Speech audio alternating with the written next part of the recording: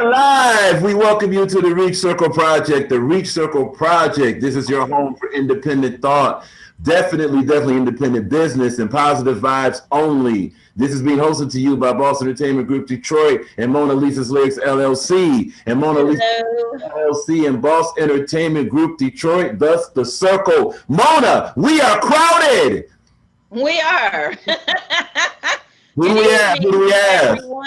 Yes, I'm so happy to see my family on tonight.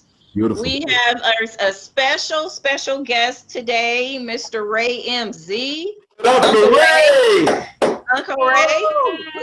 Thank you. Yeah, Uncle Ray on tonight, and our family is on here, and Tina and Tanya and Auntie Susan. So we appreciate all you guys joining in this evening. We will have one more guest chiming in a little bit later on, but Mr. Ray, we're going to start with you today. Thank you so much for being our special guest. Well, I thank you guys for having me. It means the world to me. I'm honored. I'm honored, and I'm in awe.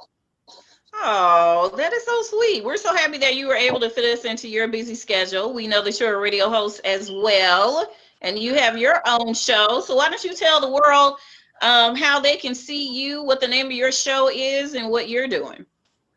The name of my show is Ray MZ Live, the show. And it's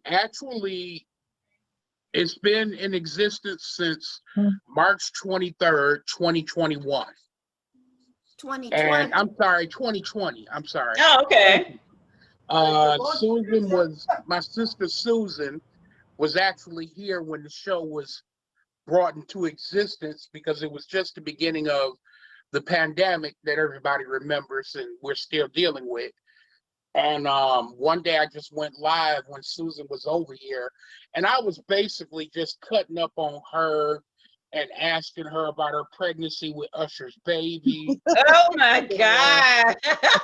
And I went live, and it was like people just came in and was laughing. And I think during that time, we needed that. And I still feel like we need it. And the show has kind of progressed and grown over the last 9.5, 10 months or whatever. And what it has become and what it was just me having a good time and just acting a fool like I normally do. And what it's become is a little bit more. It's become way more, because whatever it is that's going on, I'm talking about it. Mm-hmm. And one of the biggest things that I try to separate myself, because I was the first live talk show on Facebook. The second thing is that I interact with the audience, the fans, the viewers. I acknowledge everybody. I bring people in. You don't have to just be somebody famous or infamous, or you don't have to just be somebody on the rise to be able to come on this show. And that's what this is about. That's huge. That's what this show is about. And it's about, all right. It's about doing something positive, occupying my mind, as well as trying to help people throughout this whole pandemic, because there's a lot of things for us to be upset about. You know what I'm saying? It was a lot of things that was kept from us. And it's a lot of things that unfortunately we missed in the beginning of this pandemic, because, they tend to say, oh, it started in March. No, actually it started in October. Right. Yes, it did. It did. And it was, and the commander-in-chief at the time was aware of it, but brushed it off and said, oh, it'll never reach here. And it reached here, and it blew through here like a freaking hurricane that's continuing to go and go and go, even still right now. Let me ask you this. Yeah, let me ask you this. Since we're talking about COVID, and you're a small business owner, and so are we. And I want to know from your perspective, do you think there is a certain timeline that that is going to take for us to get back to some kind of normalcy? Because as you see, we've had to switch over to virtual. Most of our events have been virtual. So, what are you thinking? Do you think you're going to stay with the virtual platform, or are you thinking about doing your show live in different, arenas, or what do you think? Well, I had a banner made. Mm-hmm. Okay, that I was going to attach to the side of my van. Okay. And go out.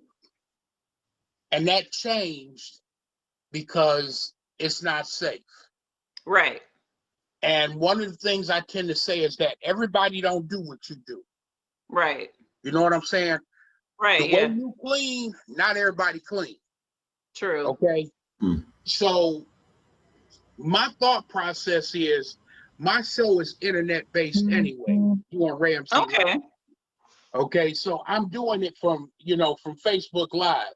I mean, as we speak right now, I have people watching me do the interview, watching me live.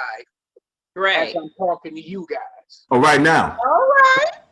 Okay. So Ramsey Live is on and popping right now. Beautiful. Okay. I think if you were to be honest, if you want me to be honest, which I'm brutally, I don't think this crap is going to clear up into 2022. That's just my own personal belief. So you think it's going to take us a whole nother year to I think it's going to take a whole nother year. And I mean, where I'm at is I trust my doctor. Okay. And if she was to tell me, I trust her with my life because she's already saved me. Okay. Wow. If she was to tell me she wants me to have the vaccine, then me and her would have to talk about it. Okay. For me to walk in and get the vaccine right now, no. Not happening. Okay, now let me cut you off because since we do have a viewing room now, I want to hear from the family. Actually, I'm curious myself to see what people feel when it comes to the vaccine. Now, I will start with myself. I personally am going to get it, and I'm going to tell you why I'm going to get it.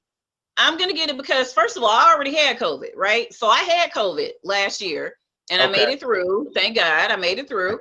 But I'm going to get it. Yes, thank you. So I'm going to get the vaccine mainly because of the kind of work that I do. The kind of work that I do makes me be in the public eye a lot. It makes me interact with people all the time. Okay. That's what I do. I own a full service entertainment company, Mona Lisa's Lyrics. So that's what I do. I create the events, whether it's 5 people, 10 people, 50 people, right? So I'm going to get the vaccine because if you don't get it, you may be able to get it again, right? Get COVID again, and it's a different strain out here and all this. If you do get it, at least there's some kind of a percentage as you should not get it, right? I don't know. That's my way of thinking. That's my whole take on it. And by the time it's let out to the regular population, they will have given it to so many people. But by the time we get it, that we'll be able to do our own research and say, oh, okay, well, this number of people got sick, or these people had an allergic reaction or something like that. But I think it was rushed.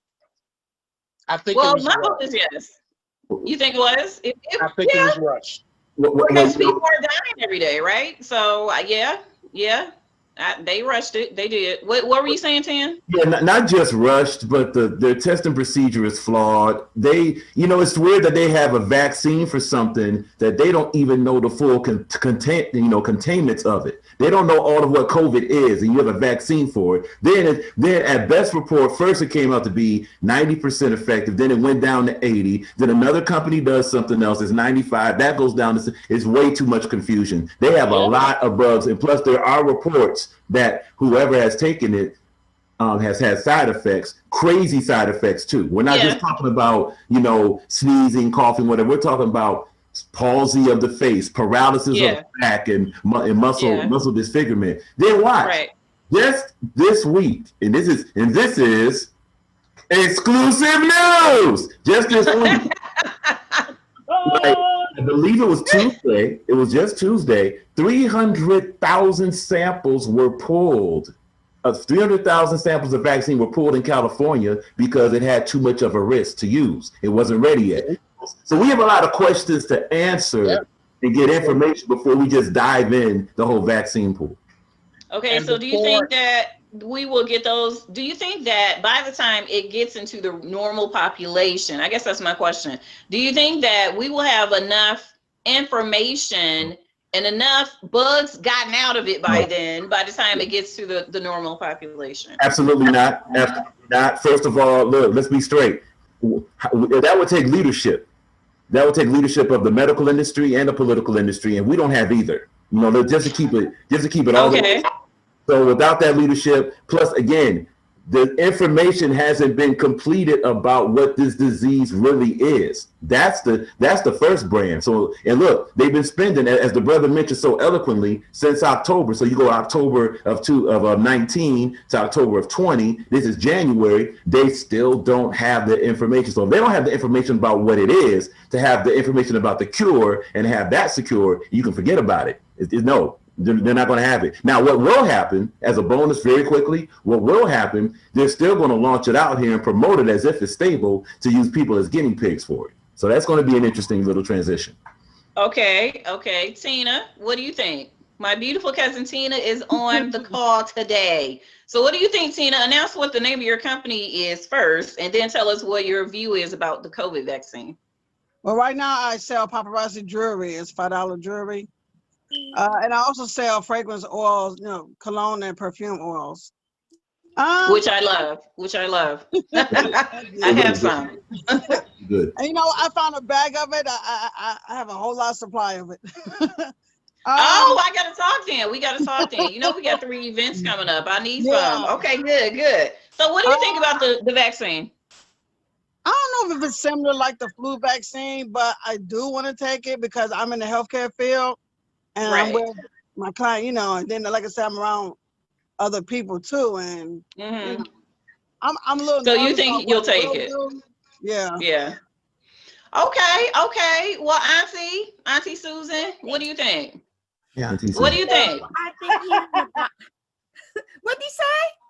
No, I said, what do you think about the vaccine? And you know what? I don't know if you own your own business or not, but I want you to tell the world what you do. And you said that you're on here every 2 weeks. Let the world know what you do, Auntie. I heard that. I have my own business, but I may be opening.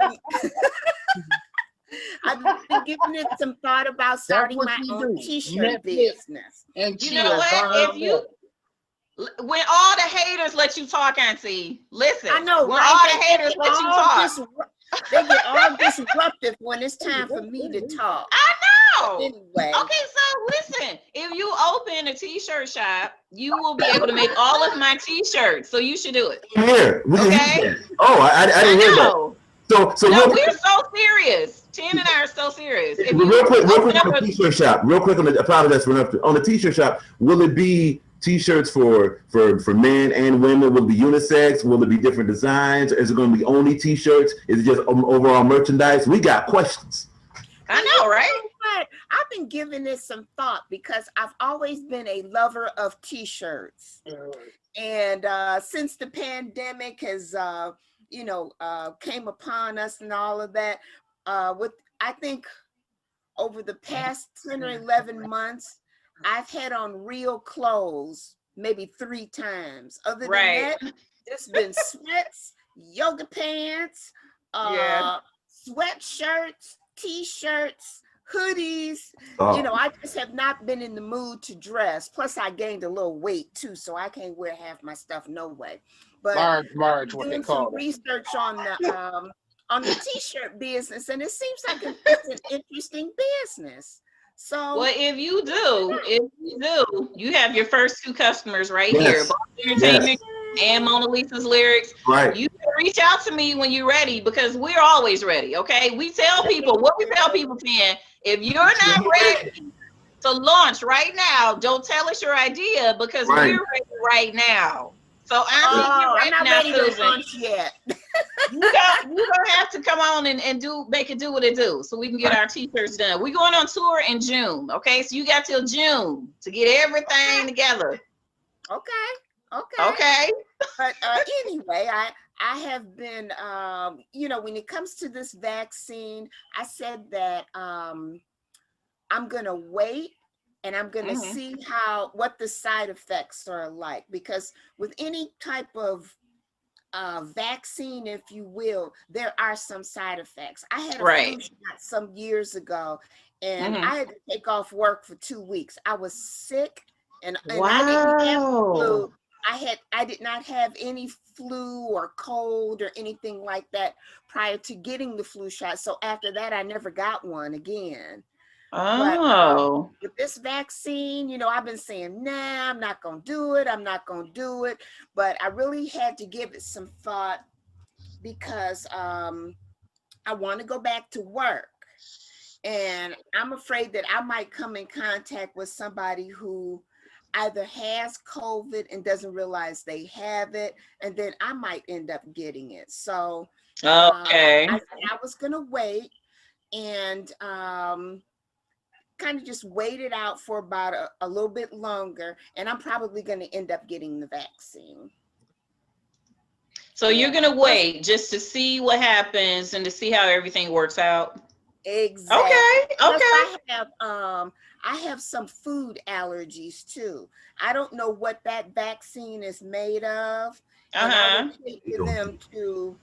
I would hate for them to give me a shot that has a mushroom base.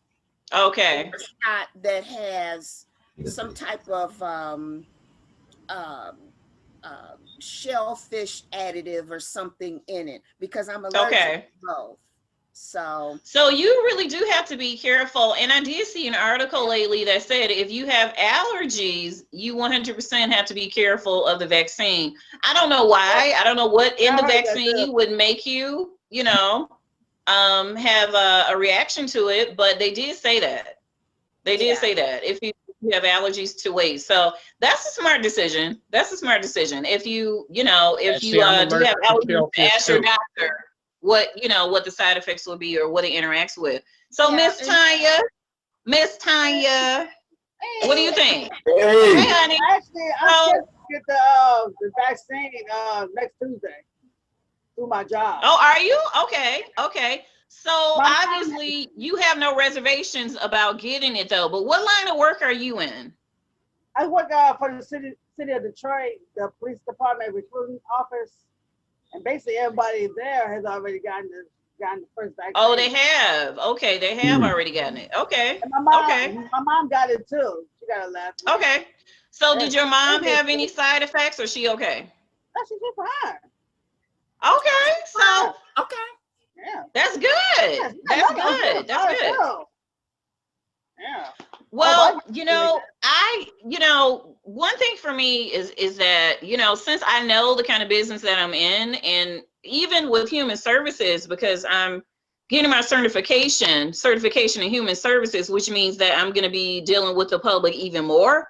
So for me, when it is safe, I do want the vaccine. That's just my personal opinion. But just to switch it on over to a little happier note, Mr. Ray MZ, tell me what's your favorite topic to cover on your radio show? Is it music or entertainment, or like what's the favorite thing you like talking about on your show?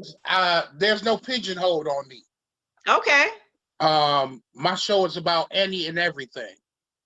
And the one thing I'm gonna be straight with you, when it's that time, I will tell people how to find me. But this show is non-filtered, and the majority of the time it's non-scripted. I jot down a few things, a few notes, but a lot of the things I do is just in the moment. And I tend to say that we'll live, we'll laugh, and we'll love, we'll cry. Whatever it is what we gonna do on this show. You know what I'm saying? I like it. Okay. If somebody is on here and they, you know, I have a guy that I go back and forth with on a regular basis. His name is Shark Man. And that's literally his name. Why And does he this sound guy- familiar? I'm this guy familiar will with him. Sharkman, yeah. This guy will defend the liberal lifestyle with his last ounce of breath. Good guy. Oh my goodness. Good guy. And I mean, this is a guy that I don't know how he even types that fast on his phone. I don't know if he's using voice to text or what, but it's like you get like scriptures from him when I'm live on the air and everybody is like interacting and they're like, and I just have to tell them, Shark, I'm not doing that with you right now. I don't care. That's important, though. You know what I'm saying? That's very important. Yes. I flat out said, and I just talked about this a few weeks ago on the show. I have a couple of white friends that are extremely, extremely good friends of mine. And we were talking, I talked about on the air how since the whole Black Lives Matter thing rolled into effect and how it picked up steam, the differences between my relationship before this all happened with my buddy, with one of my buddies, compared to our relationship now, because now it's like at times we're sitting looking at each other like, I better not say that because I know that's gonna set him off. And it's him looking at me like that as well, because we just discussed it just the other day, you know. And it's like, I know there are Black people that have white friends, and this has made everything very, very uncomfortable. And I personally feel like the Black Lives Matter movement, it opened up something that none of the other movements that we have tried before have gained steam and kept going. However, there are some people that have ulterior motives. That Detroit Will Breathe group, okay? I ain't feeling them. I feel like they have an ulterior motive. I always have. I talked about it on my show, because I remember when that young man got shot over there on 6 Mile and oh my gosh, not St. Down the James. street from Mary Grove College. Okay, yeah. And the Lodge Freeway in that area. That was on the news. Yeah. That was on the mainstream news, correct? That story. Yeah. Okay, I think I remember seeing it. They provoked it. They provoked a whole situation before they knew anything about what had occurred, and they marched from that area, San Juan, 6 Mile and San Juan. They marched from 6 Mile and San Juan up 6 Mile to Livernois, down Livernois to 7 Mile, and to 7 Mile to that precinct over there between Woodward and Pontchartrain. 12th precinct. Okay, and they acted a fool out there and was just acting a nut. And then the video came out a few hours later. The video came out showing that young man pulled out a weapon and discharged that weapon at the police. Not once, not twice, not 3 times, but 4 times. And wow. That was none of his business. They weren't, the fans weren't looking for him. They were looking for his friend. And not to say, and that was none of his business. So he got involved voluntarily. And he was trying to get arrested.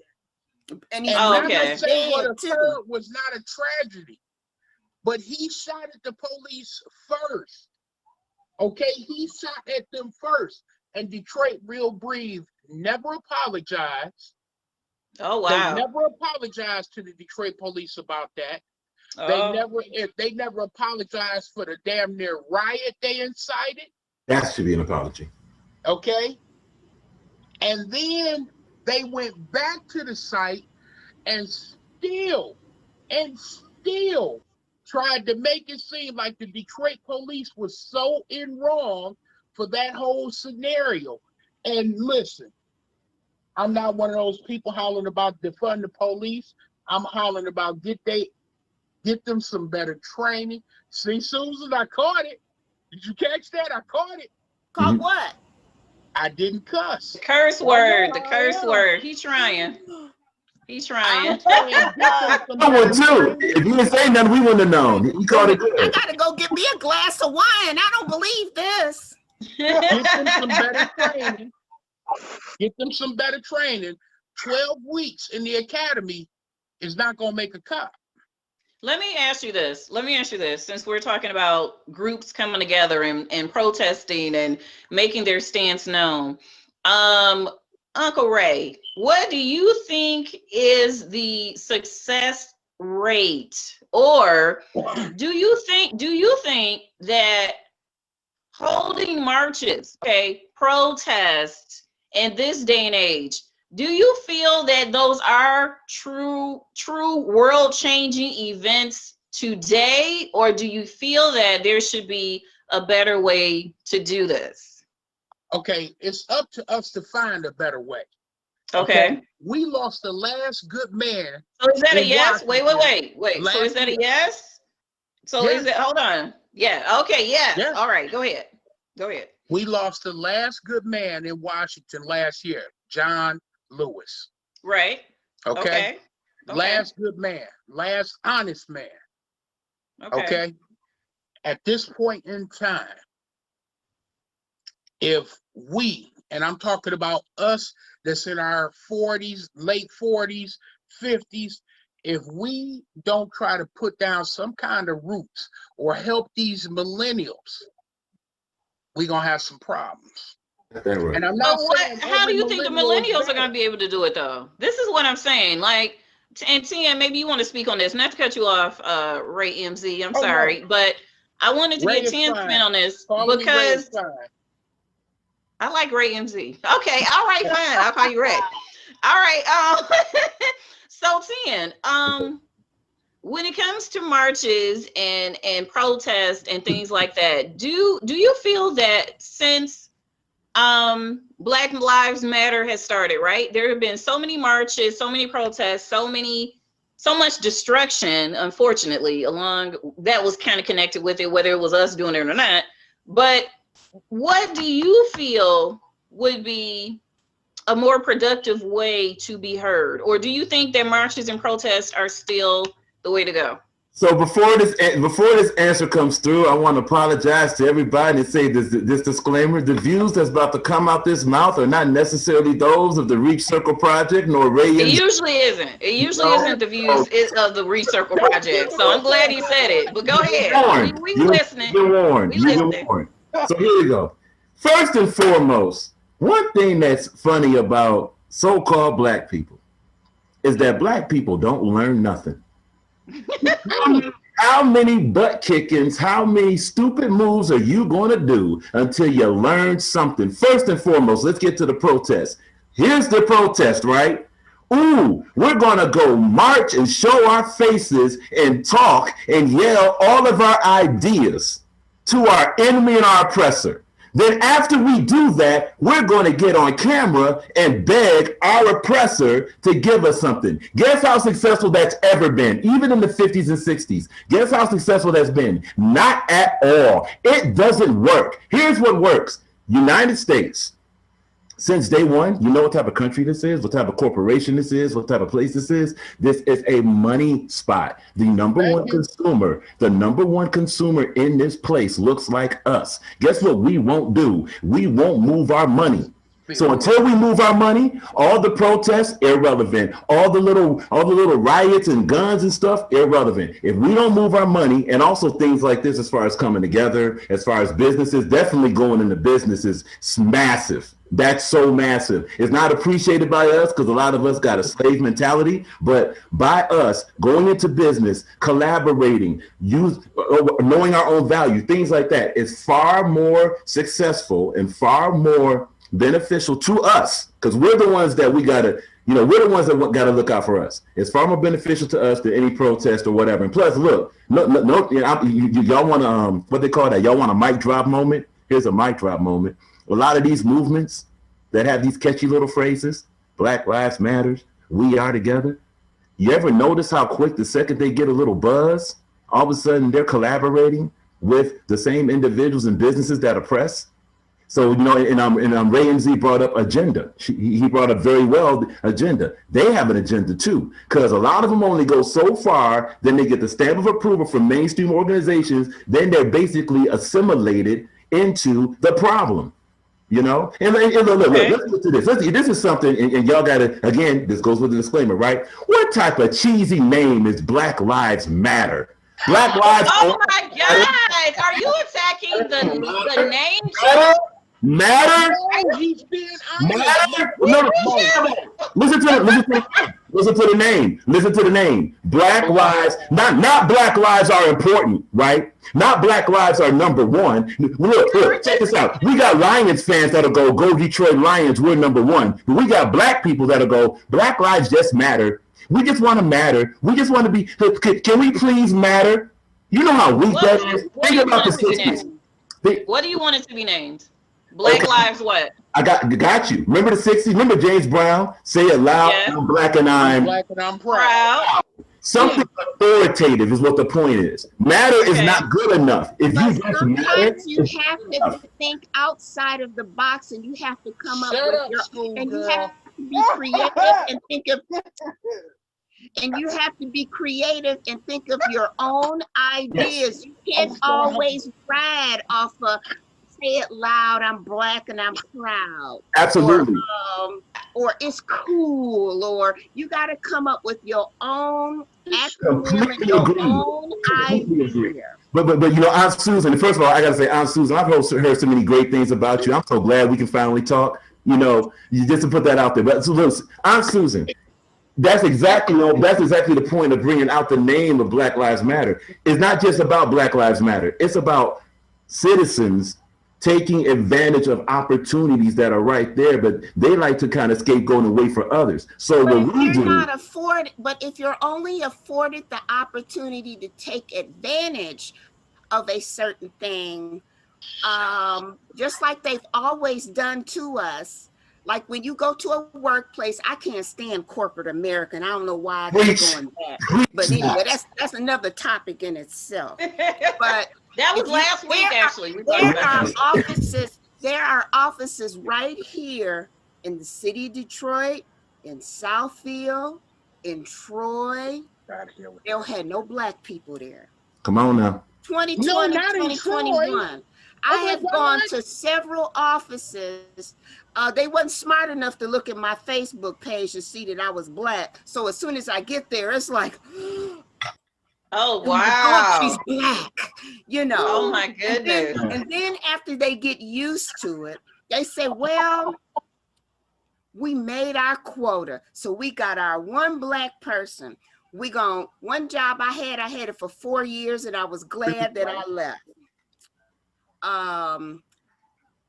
When the receptionist would go to lunch, I always had to cover that front desk because they wanted to show their corporate friends, sales piece, their entourage, that they had a black employee. Yeah. Wow. The only black employee in the office, and I was there from 2010 to 2014. Booked on your show, Ray. What does it take to get booked? I gotta come on your show, bro. I gotta come on your show. You gotta come on my show. Yeah, I gotta come. It's so simple. Literally. All you gotta do is just come on my Facebook Live. Once you pop in and say you there, I will bring you on camera. So yes. And I'm producer extraordinaire. I've been on a brief hiatus. We gotta talk then. We gotta talk. I need somebody. I have some strong brothers, but we get jumped on sometime. And see, I just closed out the Tiger Woods segment because you know I've been watching the Tiger Woods segment, and I was so to be honest with you, it really kind of bothered me the way they chased that brother down to find dirt on him. That wasn't surprising, though. I'm not saying I condone the affairs, sure, but I'm just saying the extent that they went through to bring him down was so fun. It was like, damn, I couldn't believe it. Because he wasn't, in their mind, he wasn't supposed to have it. That's exactly. what that was about. You know what? And wait, that goes right back to the thing we're talking about with assimilation and all these things. Exactly. But his father, that boy was born and raised to become the greatest golfer of all time. Absolutely. That was his whole. That was his path. That was his father's main purpose. And it's just, I felt bad for him after I saw that. After I saw both parts, I felt bad for him because the boy never had a life. Because when you got the right person in your life and you can be who you truly are, and you don't have to keep the walls up, you can just relax and exhale. I know about that. I do know about that. And that brother would do that with that girl, Rachel, you could tell. The biggest problem he made was getting somebody named Rachel, you can tell, because that's what the hell she did. Oops, I said hell. You're right. You're right. I knew you wasn't That's going to make hilarious. it. That's hilarious. I knew it. I knew it. That's not a bad word. It's in the Bible. Oh, well, wind down.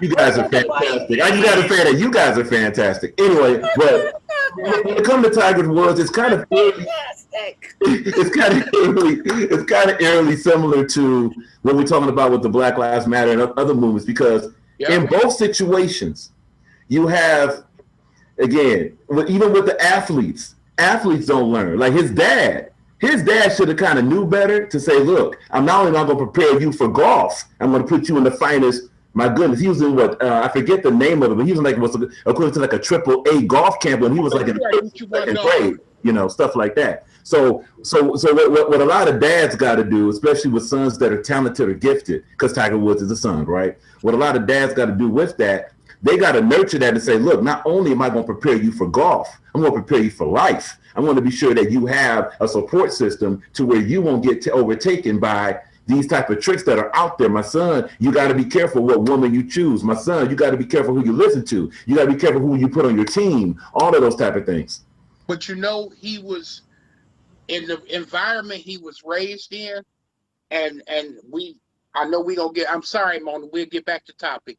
But in the environment he was raised in, he was raised around nothing but white women, and that's why that was what he chose, because that's who accepted him. Just like with the Dennis Rodman thing, Dennis Rodman made it known that black women would not talk to him because they said he was ugly, but white women would talk to him because they saw that boy play basketball and was like, he's scoring 30 points a game. I like Dennis Rodman.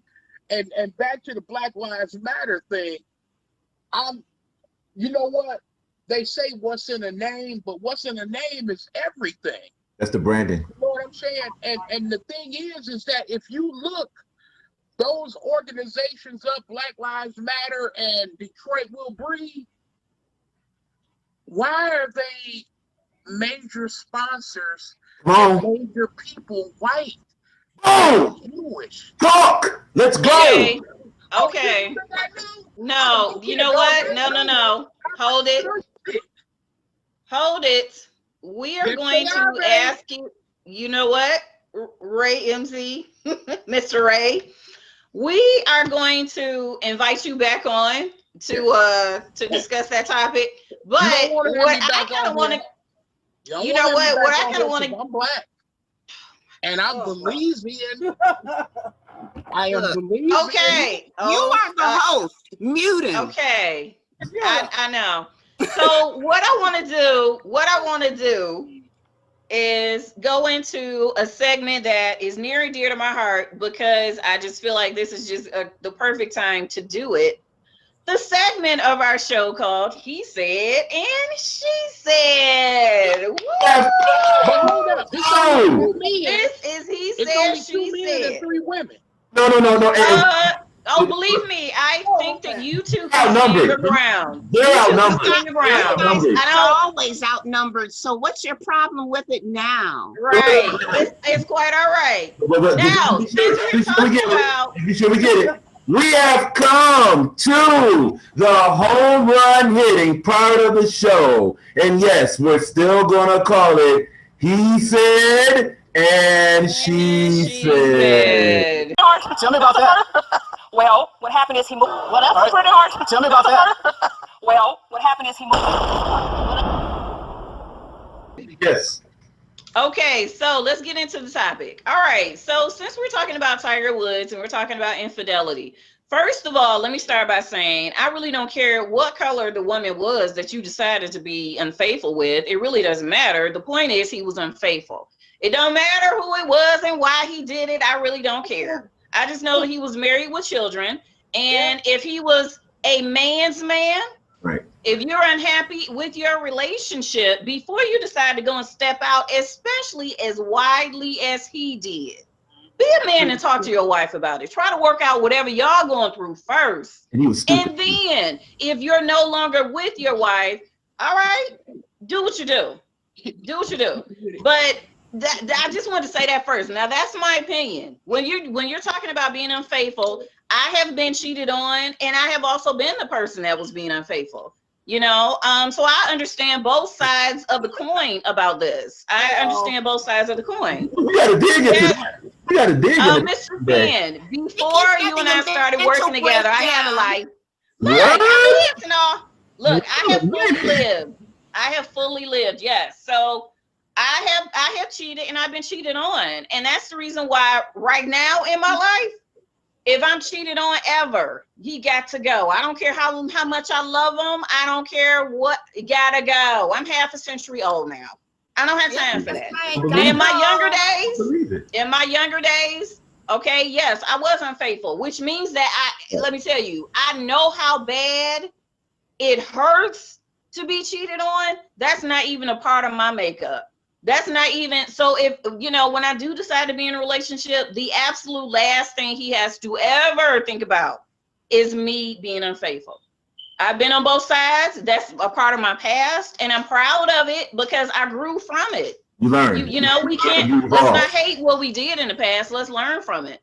But are there any situations that you guys think are able to explain away infidelity? Now, Mr. Ray, right? He said, well, he was around white women all his life, and that's who he chose. And okay. But in any situation, do you guys feel that you would look at a man and be like, oh, okay, no, I got it. Yeah, he cheated. Okay, he get a pass because, yeah. Do any of you think that there is a situation that would call for maybe understanding? You mean a pass? A pass, right? He get a hard pass for that. No. And I got 6 minutes because I got another Zoom call at 7. But okay, all right. Me personally, I don't think that there should be a situation where a person cheats. I know that it happens. It does happen, yeah. I have been cheated on before, and I've become quite the detective now too.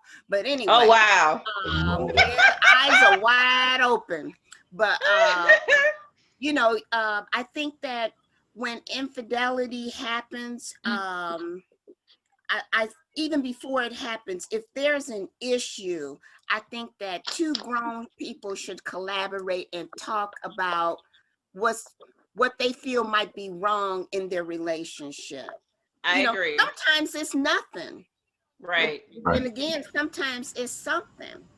And if you both can sit down and talk about those problems, and it's a possibility that a man won't have to cheat. You know what I mean? Because you have you're supposed to, when you're married and you pledge to spend the rest of your life with a person, I think that everything that you need should be at home.